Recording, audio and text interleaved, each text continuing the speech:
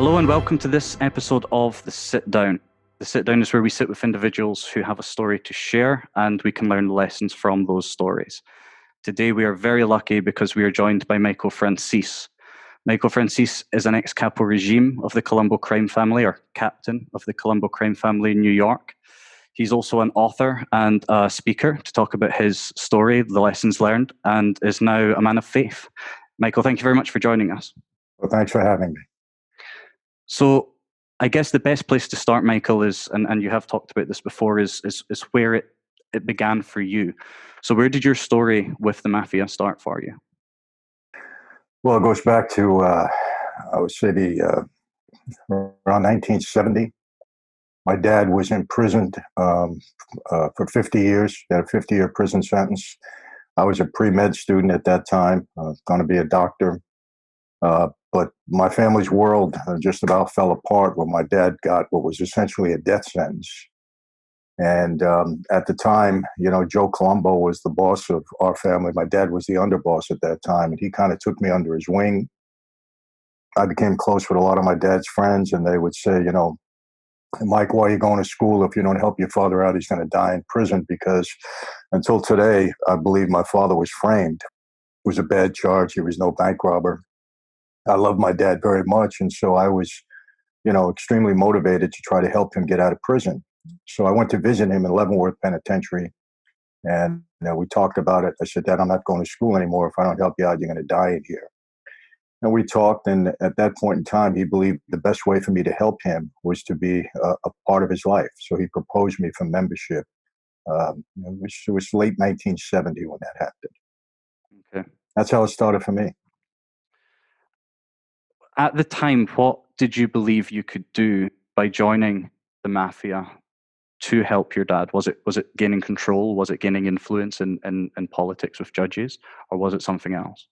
It was a combination of all. I mean, we needed money to fight his case. It was very expensive to fight a federal case on appeals and so on and so forth. We wanted to track down the witnesses that testified against him and get them to recant their testimony because we knew they lied. Somehow we had to figure that out. And then having the influence of the family around me, whenever I needed something, additional help, whether it be, legally with attorneys or any other way that they could be helpful, we thought it was, it was important for me to become part of that. Because, even though my dad was part of it, you don't get the full benefit until you yourself become a part. And my dad just said, that's the best way for you to go. And so I was, I loved my dad. Whatever he wanted me to do, I was ready to do. And what was your role in the mafia? You made it from associate to soldier to capo regime. What is the role of a capo regime in the mob?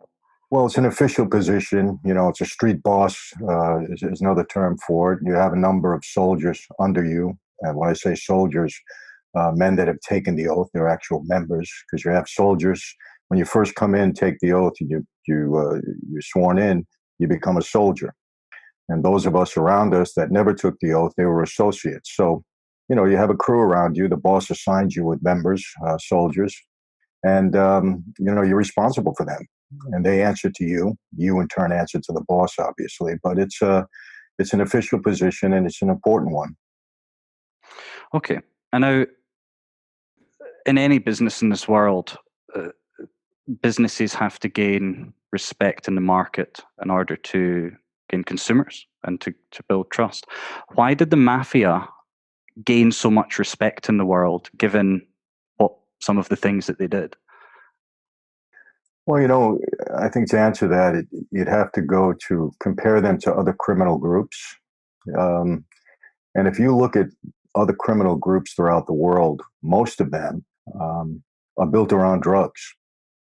And if you take the drugs away, the power goes away, the influence goes away. But in our life, La Cosa Nostra Mafia in America especially, we were able to survive and prosper for a very long time, well over 100 years. And the reason for that is because we infiltrated society at every level, from the White House right down to the man on the street in the numbers business. We got involved with unions. We control the unions in this country. If you control the unions, you have a lot of political power, and in many ways, you control the country. We had politicians that worked for us. And I think it was just our way of knowing how to get around people, knowing when to exert power, when to back off, just how to deal with people. And, that's the secret for me in life. It's how do you deal with people to get what it is that you want? And I think that La Cosa Nostra in this country, many of us were masters at that. And that's why we survived and prospered for as long as we did. And what makes any business, whether a criminal one or a legit one, are the people. What type of person do you have to be in the mafia? Because from watching some of your interviews and some other individuals who were also made men, it's a wide, like any business, a wide range of personalities and people. And from watching it from the outside, some of the people that I listen to, instantly I'm on the back foot, and other people I kind of, think I could sit down with this person and have a discussion. So what type of person typically makes up a made man that you need to be in the mafia? Well, I guess the offensive part of that would be is you have to be capable, to commit an act of violence if you're told to. You have to have it in you. You have to know how to follow orders, no matter who you are. You're given an order, you have to carry it through. You have to have some street sense. That's important. People that grew up on the street normally make the better members of that life. But then once you are part of that life, it's just like water reaches its own level. You reach your own level in that life, meaning that some of us were better for business, where we could earn for the family, earn for ourselves, earn for the family. We knew how to influence people better than others. We knew how to get around politicians. We knew how to get involved in business. And that's the smaller percentage of people in that life. And then there were those that, handled the rough work. That was what they were capable of doing. They couldn't do much more. So, I guess there was kind of two groups really in that life. There really was no in between. You were either an earner or you were a guy on the street that did the work, so to speak. Now everybody had to be capable of doing it, but you kind of left that kind of work on the street to the guys that weren't capable of earning money for the life, because you don't want to hurt the golden goose, so to speak, that's bringing finances into the business. And that's what it was all about. And I guess, would I be correct in saying it also then gives the guy on the street that's not making money, it gives him his place, essentially? That's correct. Okay. What are the main sources of income for the mafia? Well, there was a wide array of businesses that we were involved in, just about anything that we could make money in. When you get to the criminal stuff, the illegal stuff, obviously we had big gambling operations. We ran a pretty big numbers business. And when I say we, not everybody, but certain people in that life, those were businesses that we got involved in. I had a numbers business. I had a gambling business also. We were strongly involved with the unions, and it's a big source of income there if you use the unions properly. And then just about any business we can get involved in. We had a lot of legitimate businesses, but our position in that life normally benefited us in legitimate business. For instance, if there was one boss of one family that was heavily involved in the chicken business, that's what he did. He sold chickens. And he made sure just about everybody in the New York area bought the chickens from him because he had that kind of power and influence. So, it's kind of one complements the other. But, you name the business, we were involved in it. I'll tell you that. And, people, at least in my day, we were not allowed to be involved with drugs. The night I got made, I was told straight out, we deal with drugs, we die. Wasn't something that we were involved in. Were some guys doing it, on a sneak and to make a few bucks? Yeah, but they weren't supposed to. As far as pornography, because these questions always come up, to a degree, there were some guys involved in that business. It wasn't a hands-off business. It wasn't something that I was involved in, but there were guys doing that. We were involved in the film business. I was heavily involved in that business. So it's almost whatever you can get your hands on to make money with the right way and help support yourself and the family was okay. And for you, I understand that the biggest earning business was the scheme you pulled together in the gas business with the gas stations. one thing I'm interested for you to talk about that I've not heard you speak too much about is actually dissecting how is that done? What was the process? What was the actual process of from start to finish in order for you to defraud the government? 'Cause you defrauded the government for millions of dollars, didn't you? Yes, hundreds of millions actually. You know, without getting into the minutia and the details, it was a conceptually a simple scheme in that we defrauded the government out of tax on every gallon of gasoline. But to facilitate that, it took a lot of work. I mean, I had a team of accountants. We had to have certain terminals in place that we could store gas. We had to have a number of gas stations that we could work through. We had to have wholesale licenses that were not easy to get. My political connections helped me get the licenses that we need. We had to have a corporate shield so that if the corporation was ever penetrated, it couldn't get to us, to implicate us in a fraudulent scheme. So it took a lot to set it up. But basically, at the end of the day, we were collecting taxes and not paying the government. And the government had at that time a pretty archaic method of collecting their tax. And I think in some cases they have the same method in place today. I mean, you could basically skirt your taxes for quite some time before they catch up with you. And if you have a plan in place to try to block them from, anything criminal with you, then maybe you can get away with it. Maybe. I'm not saying you can, but we had a pretty good system in place that made it difficult for the government to track us, find out what we were doing, and really get to the people that were doing it. And in my case, I ran that operation for 8 years, and we did, we were selling 500 million gallons of gas a month, and we were taking down 20 to 40 cents a gallon, whatever the market would bear for us at that point in time. So we're talking about, in some cases, $5-8 million a week was coming into my operation. So it was a lot of money. And it took the government 10 to 12 months before they caught up with that particular company that was defrauding them. So you look at a year's worth or 10 months worth of $50 million a month, they got hurt pretty bad. And I had 18 companies that were licensed to collect tax on every gallon of gasoline, 18 companies. So we didn't operate them all at the same time, because when one company burnt out, when the government finally came down on them, we just closed that office, shifted to another office with another company. So we basically used one or sometimes two at a time. But it was, again, to carry this out, it took a lot. We had to have accountants in place. We had to manipulate the accounting in the way to keep the government bay for 10 months. So it was an intricate operation, but everybody earned very well, so they were willing to do the work. How much did they get back after they caught you? Well, there was two ways that they got money back from me. I had a $15 million restitution. I had $5 million in forfeitures, so it was about $20 million there. And then I had an account in Austria with $33 million in it, and they grabbed that account. So, all in all, they took about a month and a half worth of tax money back. Wow. Okay.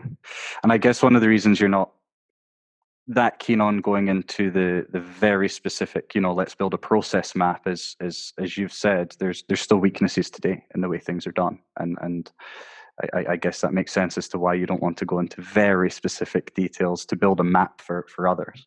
That's correct. I don't want to motivate anybody to start defrauding the government out of tax. I'm well beyond that now in my life. Yes. So you'll be surprised how many people come to me and say to me, Michael, just show me how to do it.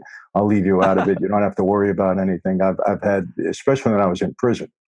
I mean, every other week I had somebody coming to me asking me to, teach them the scheme, so to speak, but it's not happening. Well, with the internet now, it's not, you can find out anything now, I guess. Anything. With all that money, because that's an insane amount of money, how would you decide who gets what? Was there like an agreement in place with your bosses and everyone else involved? Well, we had kind of a formula, and my dad and I, talked about this, because when I first got into the life, I said, Dad, how much do I have to pay up to the family? And the formula for us was this, and it worked. if this was totally a scheme or an opportunity that I brought to the family, they would get 25% of whatever I earned. If it was an illegal business, legal business, normally you didn't have to pay anything unless you borrowed money and they helped you in some way. You didn't have to pay anything. Like I had auto dealerships, they weren't involved in that. I had a movie company, they weren't involved in that. If I gave them something, I just gave it to them, but I wasn't required to. But anything on the street, gambling operation, numbers business, any kind of scam you pulled, you had to pay up. So this was my scheme. So when I brought it into the family, I gave them 25% of whatever I earned, right off the top. They got, and that was pretty well the formula. Again, if they participated, they lent me money, I needed their help. Well, then that might go up, that percentage, and we would talk about it at the time. If you're talking with the boss, the best way to deal with that is say, "Tell me what you want." And if the boss is smart and he wants to keep loyalty among his men over a period of time, he won't be too greedy. And if he's not smart, well, then, you do that with one, okay, but you start to do that with 2, 3, 4, 5, 6, 7, you build unrest in that life. It's not smart because bosses go down too in that life when the men get disillusioned. So, but it worked out pretty well for me. Okay. In terms of those discussions, I would imagine there are times where someone within the business, within the family, was maybe being difficult. Maybe there's someone who's typically difficult to deal with, or someone who's just on that day was difficult. How would you deal with that internally? How would you handle dealing with a colleague, if we would say that, that's being difficult with you in a business transaction, if there was a dispute? Well, a lot of that depended upon your position in that life, how you were looked at, whether you were somebody that people really looked up to and respected for whatever reason. You had a lot of men around you. You were making a lot of money. The boss liked you a lot. You had a big crew. I mean, it all depends. A lot depended upon your position in that life. But, everything was a negotiation. Everything. I mean, if you had to deal with somebody that was difficult to deal with, you had to know going in that it was going to be difficult. And you had to, the way I looked at it is, okay, I know I'm going to have a hard time with this guy. What am I willing to settle for? What compromising am I going to make so that I can walk out of there with some satisfaction? And that's how I dealt with things. I tried to know going in who I was dealing with, what their mentality was, how difficult a time it was going to be. And that is if someone was my equal. Now, for somebody under me, they just did what I told them. That was it, and have a shot. But if it was somebody my equal or above me, then I had to, just know all the circumstances going in, what I would settle for, what I would not give into, and try to work it out. For instance, I had to deal with John Gotti. I mentioned his name because everybody knows him. We had on 2 occasions, one involved gas and another involved a big swap meet flea market, which was a lucrative business in New York at that time. And I knew going in it was going to be a very difficult negotiation because I knew John's mentality. So I had to figure out in my head how he would react to what I was going to propose, or vice versa, what I'd be willing to accept, and how I could resolve it. Because for me, the best thing was just try to end this thing, settle it, get what you want, let him get what he wants, and walk away. So, and those were difficult negotiations. John is not he wasn't easy to get along with.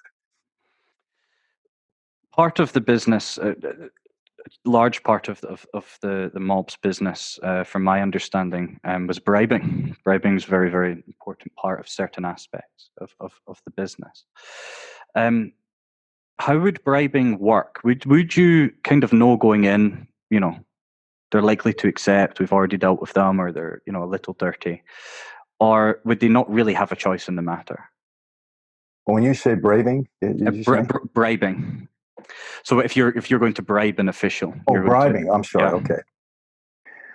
Well, listen, that develops in the conversation.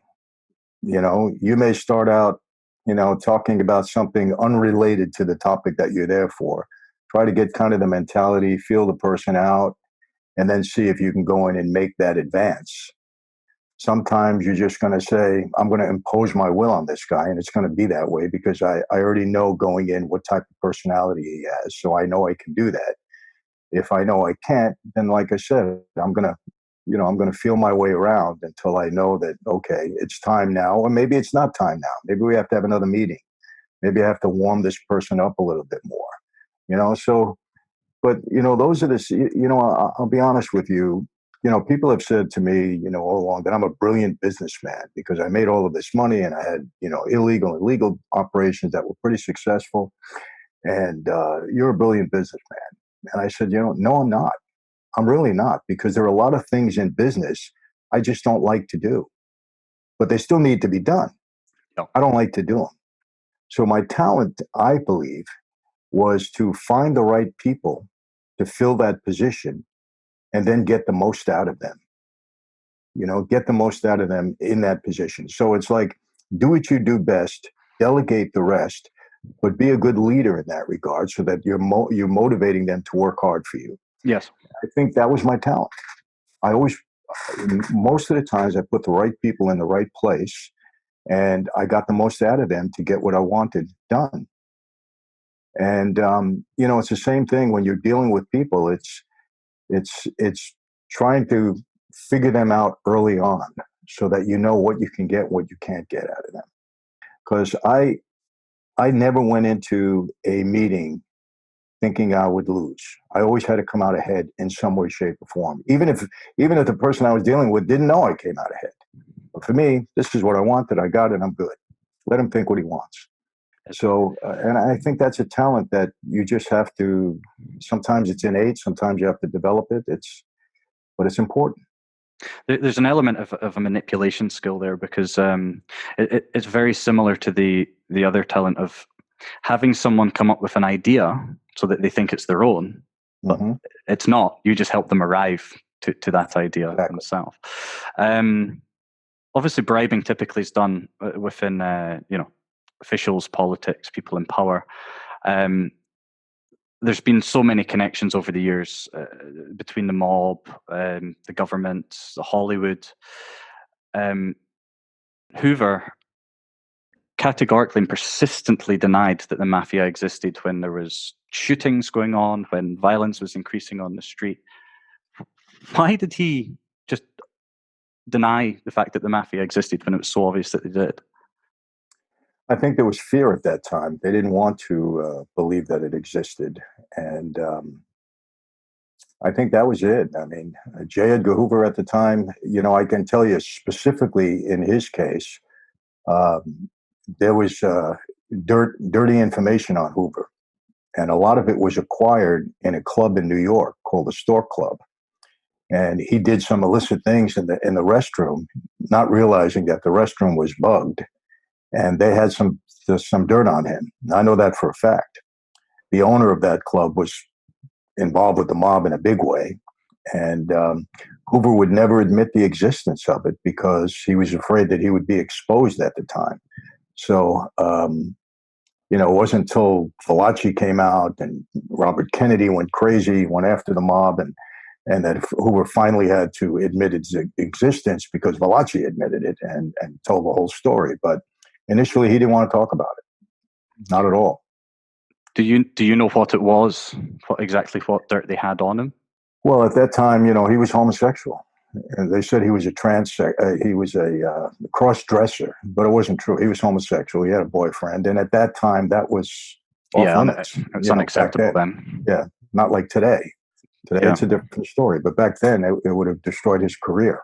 If you remember, he had dirt on everybody. He had dirt on celebrities. He had dirt on politicians. The only people he left alone was the mob. And that was the reason, because they had dirt on him that would have destroyed his career.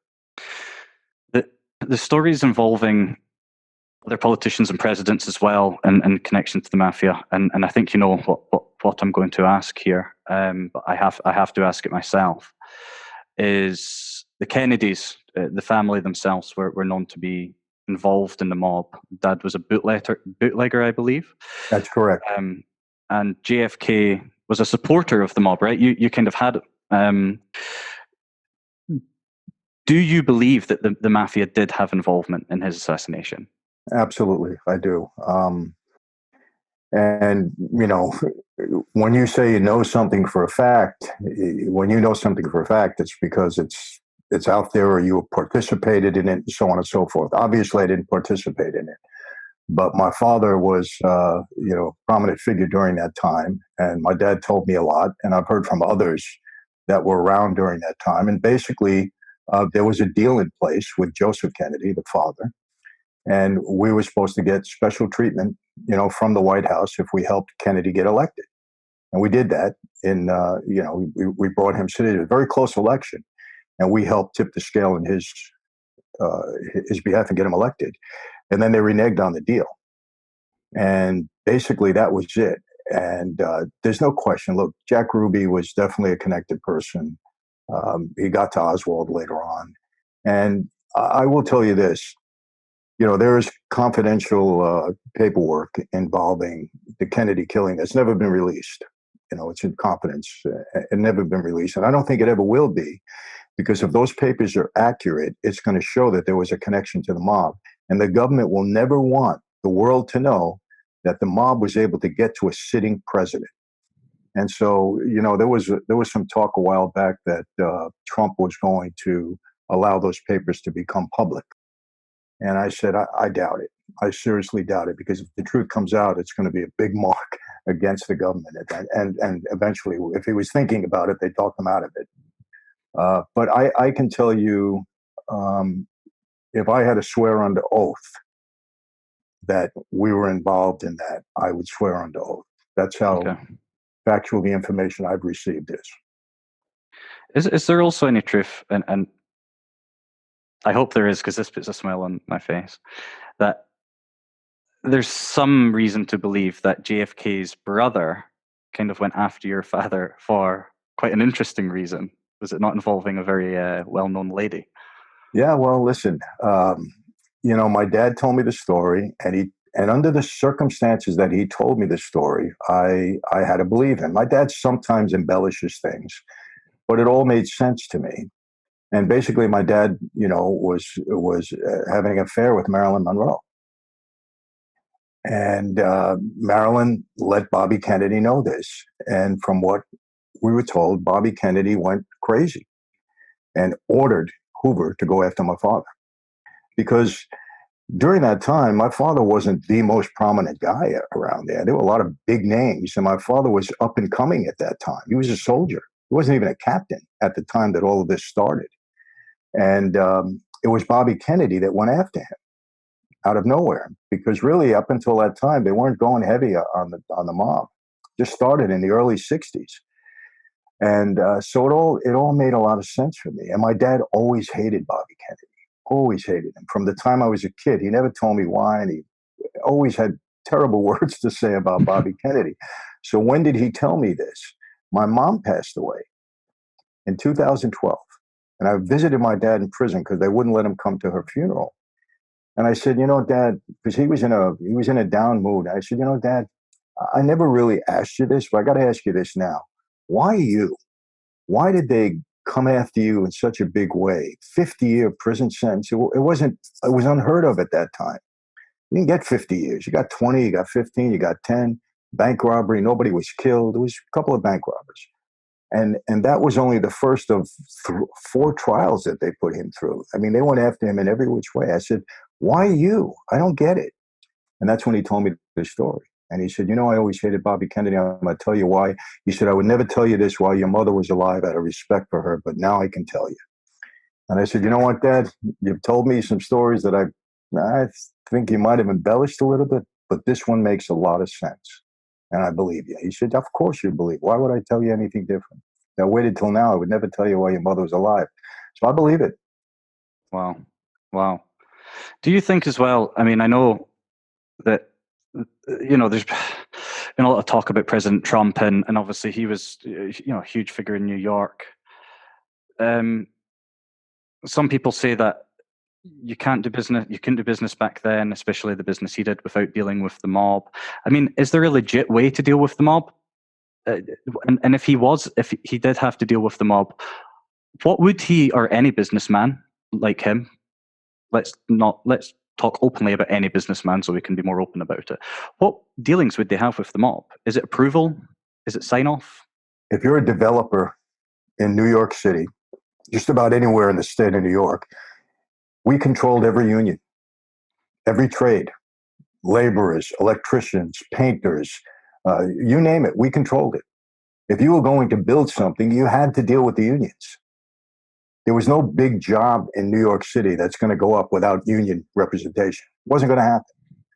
And so whoever you were, whether it be Trump or Jerry Gutterman, somebody I dealt with who, developed 7 buildings in New York area, you had to deal with us. So union delegate comes into, listen, this is how it's going to go. You're going to have 20 union workers. You're going to pay pension. You're going to pay salaries. You're going to give them days off. You're going to give them time and a half. They're going to work double time on Saturdays and Sundays. Or you want to work out a deal, listen, once a month you give me an envelope and I'll make sure you only got 5 workers and they won't have to get time and a half. And so you work deals out and you save tremendous amount of money. And so Trump was no different. Yeah. Does that mean, look, I can talk about this because I was questioned about Trump because we bought condominiums in Trump Towers back in '84. We paid cash for them, $6 million. The government's all, well, why would you pay cash? Why not? Well, why did Trump accept cash? Why not? It's cash. Why wouldn't you accept? Any developer will accept cash. What's the difference? And it wasn't handed to Trump personally, but that's, they tried to make a connection because the person I bought him with was a Russian. And his brother was involved with the KGB. But this was back in the early 80s, late 70s, But so, was Trump in bed with the mob? No. Did I meet Trump? Yeah, I met him twice through Roy Cohen, who was a mutual attorney that we had at the time. Hello, how are you? That was it. And I know for a fact he wasn't in bed with the mob. That's not true. But yes, he had to deal with us, no doubt. In 2018, I'm sure it was 2018, Italian politicians were forced to declare whether or not they were Freemasons because mob leaders in Italy were joining Masonic lodges to build connections with political leaders to strike deals. Did you see that sort of thing happening in your time? Well, not only did I see it, but my father had me joined up. I was I hated it. I'd be honest with you. I said, Dad, why are you making me do this? He said, you need to do it. You need to have those connections, those political connections. So I became a Freemason at the time. And I never really followed up with anything because I didn't like it. I didn't need to. But I certainly did witness that. Yeah. And a lot of politicians, a lot of judges were Freemasons. And a lot of those connections were made during that time. I mean, it happened for me. Wow. Okay. The corporate world in the last 50 years has seen huge amounts of change. I mean, mass amounts of change. And I'm not saying this, but a lot of people say that the mafia isn't what it used to be.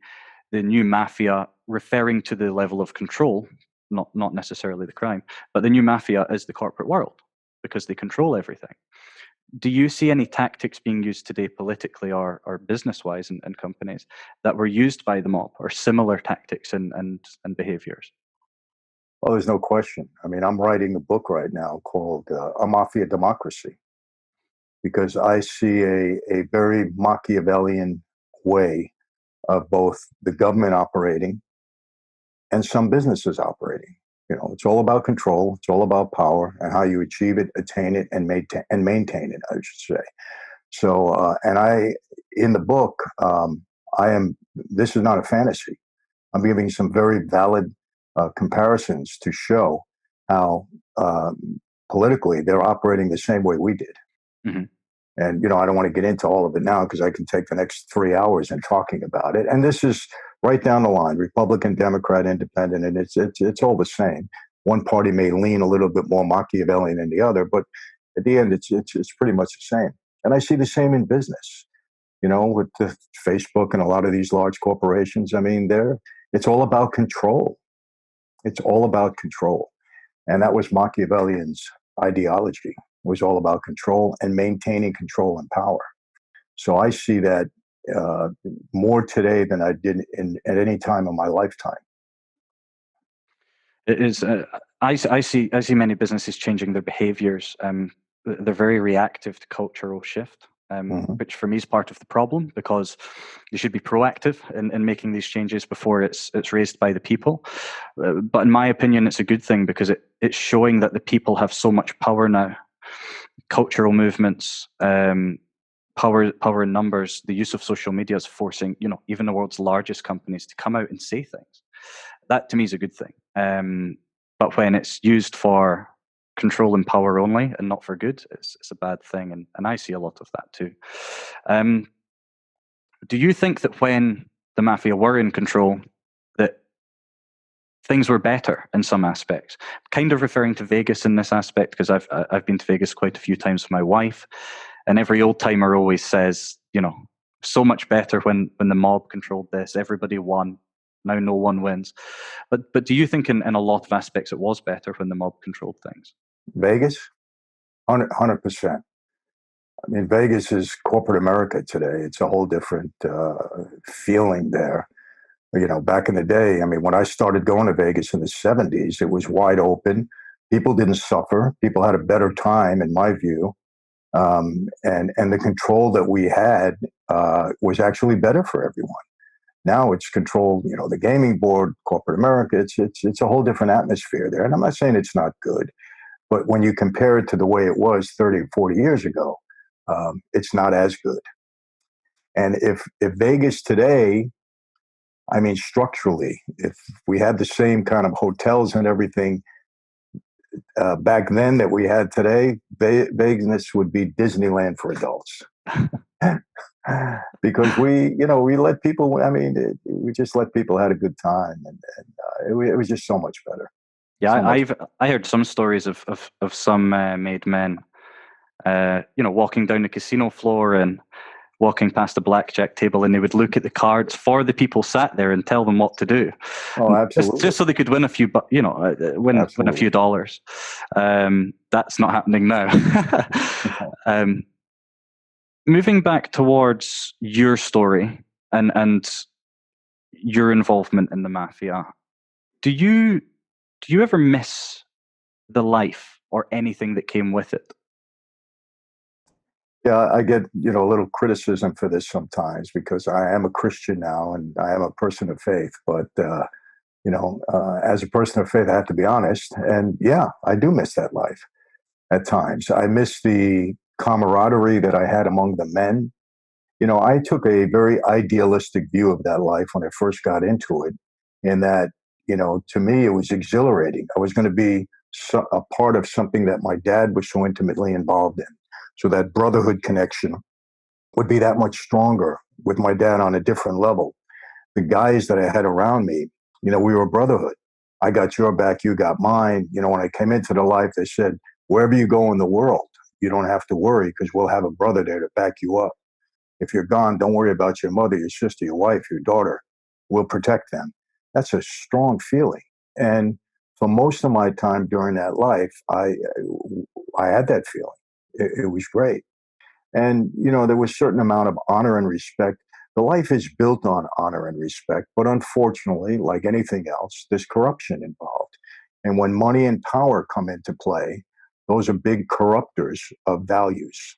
And I've seen that in a big way. I mean, family turns against family for money and power. I mean, it's just a terrible thing. And that's one thing I learned in that life. But conceptually, it was okay. And even our relationship with law enforcement, I think it's important to mention that now. There was times when I may have gotten upset with law enforcement if I thought they were mistreating me in a certain way, if they thought they were harassing my family. But basically, our attitude with law enforcement is this: look, we're criminals. We're going to do what we got to do. We respect your position. You're supposed to come and catch us. Do your job. We have no problem with that. If we win, sorry. But if we lose, we get it. That's the game. Just don't frame us.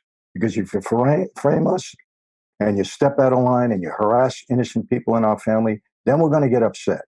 Yep. But if you do your job and you catch us, hey, we have no complaints. And so there was times, and we would break bread with law enforcement officers. We understood they had a job to do. We didn't want to eradicate them. We didn't expect them to go away. We need law enforcement. We understood that. And they understood who we were. And so there was that mutual respect. between us, and that's how we live. But again, to answer that, yeah, I do miss the life at times. Come on, I mean, look, I had a jet plane, I had a helicopter. I walk into a restaurant, I got a ringside table at every show that I went to see, and people gave you a certain amount of respect that you earned, and there were times when it was a good life. Yeah. Now, obviously, if you become as high profile as me, then you have to deal with the government on a daily basis, and that was one of the downsides. But I guess it's an adrenaline rush as well. Being involved in one thing or another, good or bad, to me, it's no different than a violent sport to some extent. I'm not saying that you miss the life because of the violence. I'm saying that the adrenaline rush you get from doing business or being involved with other guys or the camaraderie, it's the same thing. You're missing that feeling it gave you, and I think that's human. It's nothing else. That being said, there's also the flip side. Constantly, as you said, dealing with the government every day and things. Was there ever a point that you can remember at the time where you were actually worried or scared or nervous or anxious about getting caught, that it just stressed you out? It never stressed me out because you got to understand, I grew up in the life. I mean, I watched my father get arrested, and I attended his trials, and I visited him in jail and in prison. So for me, it was a natural part of the life, even though I wasn't destined for that life early on, but I was so much a part of it. So when that kind of scrutiny started to come on me, Yep. It was just natural. Okay, I saw my father go through this. I have to go through it. My father always held himself upright. So I went through trial after trial after trial. I had, I think, 17 arrests in my life and indictments and all of that. But it was just a normal part of my life. I just fought, fought, fought, and fought. The only time I felt anxiety, and I'll be honest with you on this, is standing in front of a jury, and that those 12 people have the power over you to send you to prison for the rest of your life, and you're standing there waiting for that verdict, and the only word you want to hear is one word: not. Yep. That's it. You want to hear anything else? But that's a stressful few moments, I got to be honest, because when I was on trial with Giuliani and this big racketeering case, I realized that if I got convicted, he told me, he said, "You're going to get double what your father got. I'm going to give you 100 years." And that's the kind of time they were giving mob guys under the RICO statute. So when I was standing in front of that jury and I was waiting for them and I was the lead defendant, that's nerve wracking. That really is. That's it at that point. That's it. Done.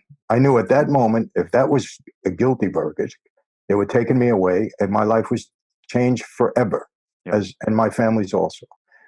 And I witnessed that with my father. 50-year sentence, our life as a family dramatically changed. So that's a very anxious moment, a few moments. But other than that, I honestly, I go to a doctor sometime and they say, "Do you have stress?"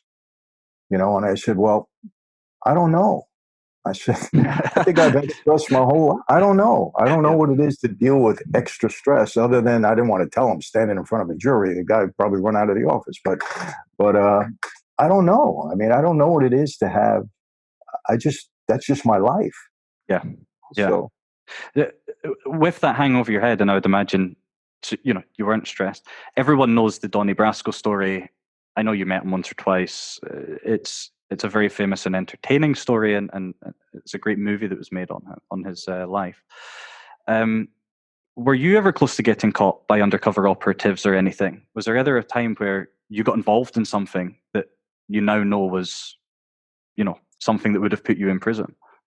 Yeah, I had a very public case on me. It's called shadow boxing, where I had undercover agents with me for 8 months trying to infiltrate 8 months. professional boxing. 8 months.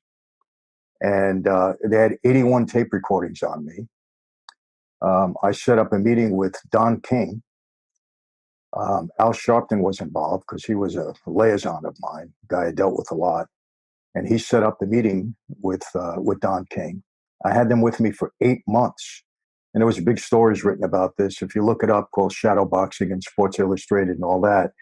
And the one thing I can tell you, my instincts were right in that I never trusted them to the extent that I would say anything that would put me in trouble. And in 81 tapes that they had, they never had anything that they can implicate me in a crime. And at the end of the day, after the investigation was over, it did not result in an indictment of me. Well, Sharpton got in trouble on his own, but Don King, I mean, they couldn't indict us on it. But when I realized later on that it was that undercover operation, it made me, I said, wow, because these guys were good. The agent was good. Yeah. The two guys were good. And even though the only reason I suspected them is because I couldn't find about their background. Like, they gave me information, but I couldn't really check it out. Mm-hmm. So I was always a little bit leery when people came to me out of the blue. But I mean, they drove a Rolls Royce, and I had them in my plane. We went to Florida together. We went and seen some fights together. We played racquetball together. Yeah, I mean, that's how friendly we got. Wow. Yeah. And so when I found out afterwards, I said, whoa, I didn't know initially. And it came out in a second trial that they were undercover. I didn't even know it. And then they started handing over the tapes. And I said, oh my God, what did I say to these guys? But never said anything that could implicate me. Since all this has happened and you've come out of prison, have you met this person? I have, yeah. How did what happened there? Well, I'll tell you what happened. This is quite amazing. They brought him. His name was Victor Quintana. That's the agent, and his undercover was Victor Guerrero. He was supposed to have been a guy from South America that was heavy in the drug business, had a lot of money, and he wanted to go into the fight game. And the FBI actually set up a bank account with $15 million in it to show Don King that we had the money. But anyway, they brought him in to testify in the Giuliani case. Right. And when he took the stand, I was like, oh, my God, I'm in trouble. And I'll tell you this. I believe that he went a long way in proving my innocence, because when we asked him on the stand, how long were you around Franzese? 8 months. Did he ever do anything that was criminal during your investigation? He said no. In all of these 81 tape recordings, was there anything that Mr. Franzese said that was criminal? No. I mean, he told the truth. 100% down the line, told the truth in front of the jury. They're not going to put him on the stand knowing he's going to say this, because so he's obviously kind of turned in some aspect on them. Wow. And so afterwards, we became friends. I mean, he's retired from the agency now. And he said, Michael, I'll tell you another thing that he did. He came to me at one time. My brother had a severe drug problem, and he was even selling drugs. And the agent at that time, I thought he was, he wasn't an agent, came to me and he said, I have to tell you about your brother. You have to get him under control because he's going to get in trouble. He didn't arrest him. He didn't try to turn my brother. He didn't try to do anything. So, I mean, he was a real decent guy. He just was, he's doing his job, but he's not going to cross the line. He's going to tell the truth, and he's not going to put anybody in trouble. And he said to me, Michael, if I could have taken you down, I would have. You know that. He said, but you were smart. You didn't do anything that I could get you on. And we became friends. That's amazing. Yeah. I will tell you this. When somebody like that from the other side that we basically grew up hating acts like that, it changes your whole mentality about, hey, these are real people, and some of them are really good. And this was a good guy. And he's one of several law enforcement people that I've met since that I really have a lot of respect for.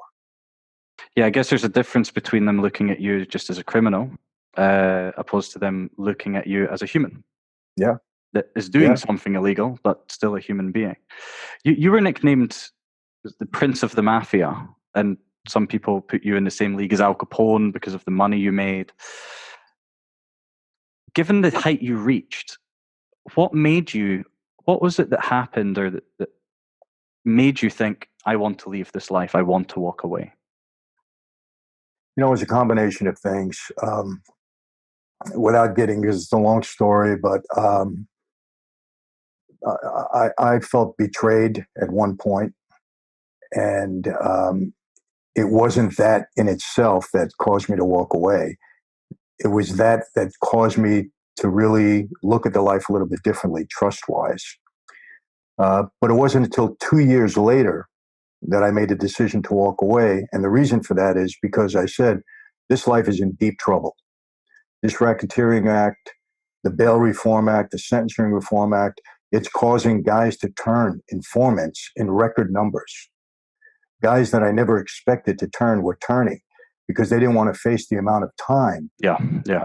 You know, you're going away for the rest. It's not like, hey, before you get 10 years, 15 years, you get some parole. Anybody can do that. Any mob guy will do that. We're used to doing that. We expect to do that in our lifetime. But when you got 50 years, 100 years, no parole, you're doing 85% of your time. There's no more, you know, parole or anything else. That's the time you're doing. Guys don't stand up to that. And I saw a lot of guys starting to turn informant. And I said, man, I'm the youngest guy out of everybody. Guys were going away and they were getting 100 years, 200 years, 70 years. I said, I'm the youngest out of all of these guys. They're going to give me 300 years. And at that point, I had already become a major target. So it was only a matter of time before I go down. Yeah. After I beat the Giuliani case, I said, I have to start to think about my position in this life because there's no way I'm going to escape. They're going to get me. I had too much exposure. I had too many people around me. The gas business was driving everybody crazy. I knew they wanted to take me down at some point in time. And I started to look at the guys around me. So many of them turned. My partner turned. He became an informant. That's why I had to take a plea. And then, you know, bottom line is I meet a young girl, and she was young Christian, young girl of faith. Her mother was very strong in her faith. And I'll be honest with you, they gave me the motivation to try to walk away. Because I said, I fell in love with this girl. I said, if I stay in this life, it's going to be very short-lived. She's going to fall in love with me. We're going to maybe get married, and then I'm going to leave her for the rest of her life. She's 20 years old. Yeah. So, and she's now my wife of 35 years. So it was all these factors put together that said, I really don't have a choice here. I have to try to make a move. There's one of the things, because we're slowly reaching the end. One of the things I really wanted to speak to you about, which for me is important to share, I'm sure you'll agree, that life has mentally, apart from the obvious risks, but the impact it has on young lives, whether it's the mafia, the cartel, the street gang, anywhere in the world, doesn't matter. Now, I know that there's been stories of when certain members, you thought it was going to happen to you at one point. You're called in for a meeting. You think you're going to die. And there must have been times, I guess I am just asking you, there must have been times where you or other young members of the mafia were present, going into a room knowing that this guy's not walking out if you're alive. What mental impact does that have on your mind? Walking into a room with someone thinking the life we're in, what they did, there's only one outcome here. That must be very intense, privately. You know, it's one of the horrors of that life. You know, walking into a room or knowing somebody's walking into a room and not walking out again. It was hard for me. Look, you know, there are people out there that basically were associates of that life, and they want to puff themselves up by bragging of all the people they killed, which is probably a lot of nonsense anyway. And they talk about it like it's a badge of honor. Yeah. I don't feel that way. To me, that was one of the horrors of that life. I don't want to think about it. I don't want to talk about it. Was I capable of doing it? Of course. You can't become a member of that life and not be capable of an act of violence. That's it. So if you're capable of doing it, well, then you're as dangerous as the next guy. But if you try to understand where I'm getting at, but it's a horror of that life. It's something that I wish never happened. And, you know, what had a tremendous impact on me is, oh boy, 1 second. No problem. Yeah, and the phone rings that goes, one of my dearest friends, who until this day, I regret, was murdered. And I couldn't stop it. And, you know, in a way, I feel responsible for that because, you know, back then I felt I didn't have a choice. It was part of our life, and he did make a mistake. There's no doubt about it. He violated the rules, but, you know, it's a horrible thought. It's horrible to think back because he was a dear friend. And it is very intense. And, it's something that I believe that I still haven't gotten over. My wife will tell you there's times when I'm fighting in my sleep and I may have these nightmares. I don't remember them, but I think it never leaves you. Never leaves you. And, I've talked to people that fought in wars, defending their country and kill the enemy and still can't get over it. I mean, murder's a horrible thing. It's a horrible thing. And I don't see any enjoyment in it. The reason I'm talking about this is more for the benefit of young people who are on a certain path, that I hope they watch this and there was no way out for you, but you still managed to find a way. In your head, a lot of these youngsters, I've seen one interview with a young man who asked you if you had any regrets or something. He asked you a question, what would you say to your younger self? And you said, you're not sure because your younger self wouldn't listen. And that's the problem that so many people have speaking to young people now on that path. They're blinkered and they're blinded.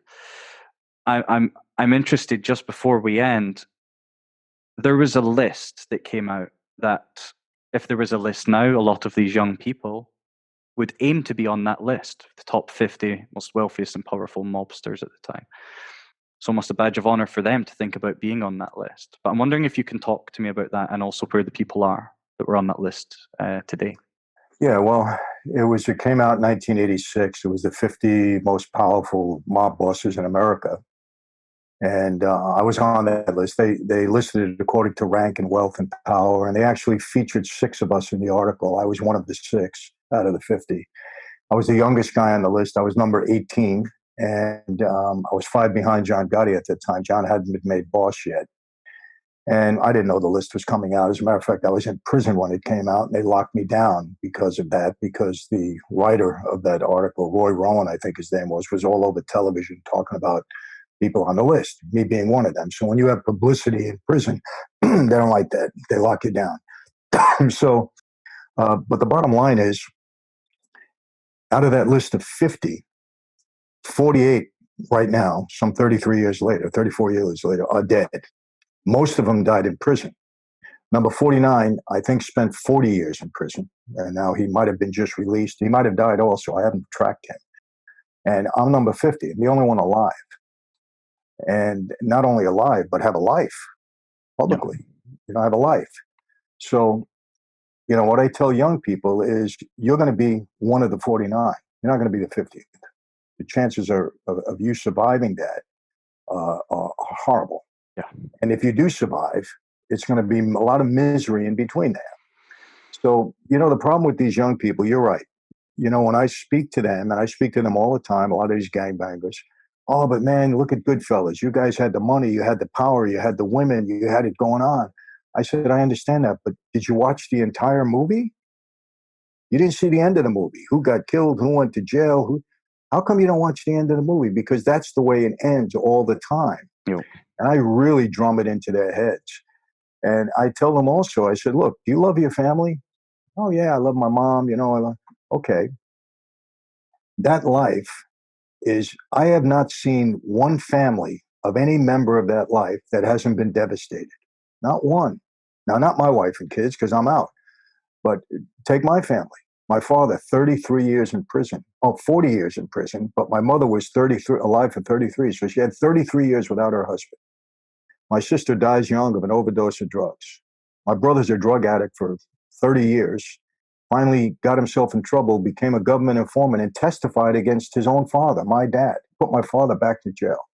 My other sister died at 42 of cancer.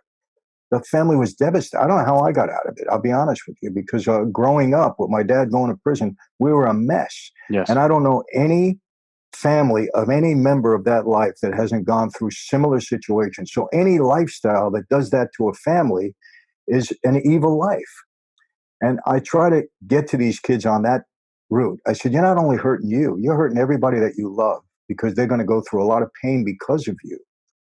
And, I've been doing this for a long time, and I think I've been able to make a difference in a lot of young people's lives. I've seen that. And I lead them to the Lord, because to me, I don't know how you get through this without God in your life. I really don't. Because what I tell young people, and I tell everybody, accountability in life is so important. You have to be held accountable.